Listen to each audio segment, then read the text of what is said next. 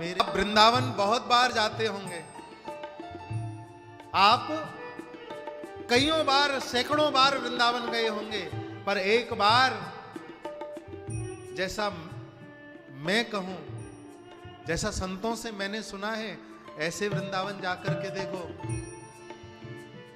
वृंदावन यदि जाओ तो वृंदावन जाकर के सबसे पहले जैसे ही वृंदावन की सीमा में तुम प्रवेश करो तो अपनी गाड़ी से उतर करके अपने चप्पल जूते अलग उतार करके सबसे पहले वृंदावन की रज को प्रणाम करो। उस वृंदावन की रज को अपने मस्तक से लगाओ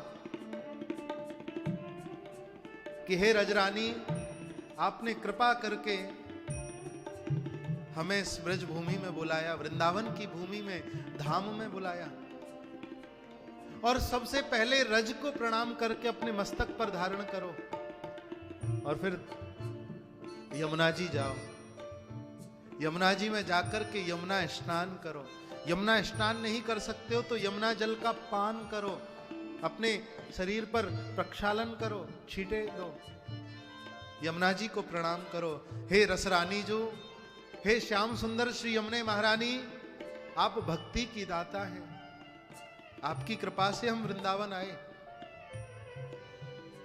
उस वृंदावन की भूमि में जाकर के फिर यमुना जी को प्रणाम करो और आज्ञा लो, हम ठाकुर जी के पास तक पहुंचने लायक नहीं है। और यमुना स्नान करने के बाद, यमुना जल पान करने के बाद फिर किसी संत के पास जाओ,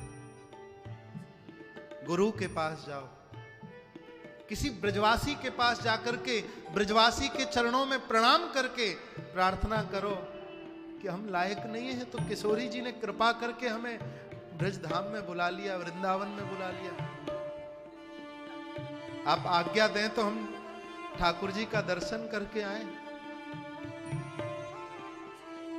जब ब्रजवासी संत गुरु आज्ञा दें तब चौथी जगह गोपीश्वर महादेव का दर्शन करने जाओ और गोपीश्वर महादेव का दर्शन करके प्रार्थना करो, हे नाथ, आप ही भक्ति के दाता हैं।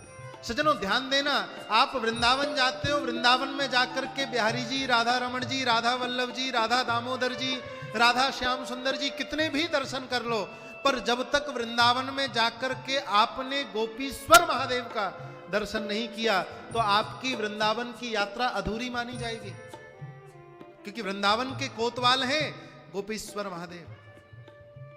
जैसे मान्यता आपने सुनी होगी, जो लोग वैष्णो देवी का दर्शन करने जाते हैं तो वैष्णो देवी में जब तक भैरव बाबा के भैरव घाटी पर नहीं जाते प्रणाम करने तो वैष्णो देवी की यात्रा पूर्ण नहीं होती।